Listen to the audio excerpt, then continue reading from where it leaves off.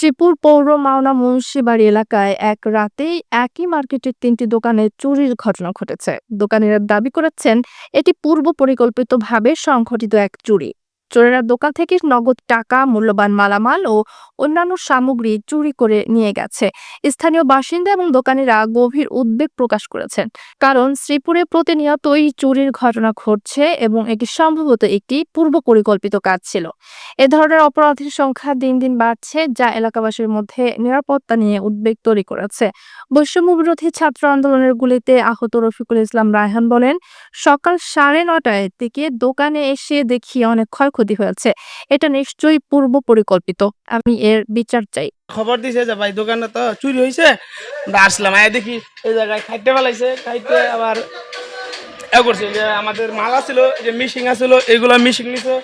আর ওই যে পাসওয়ার্ড আছিল, ফ্যাক্টরি কাজ করছিল, এই কাজের মাল নিয়েছিল, কিছু একটা প্লেট আছিল, আর ব্যাটারি আছিল, একটা বড় ব্যাটারি নিচ্ছে।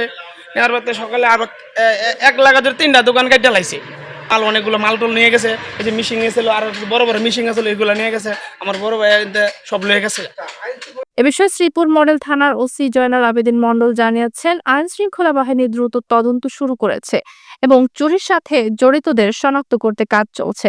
স্থানীয়রা দাবি করেছে, আইন শৃঙ্খলা পরিস্থিতি উন্নত না হলে এসব অপরাধ আরো বাড়বে এবং সাধারণ মানুষের মধ্যে ভীতি সৃষ্টি হবে।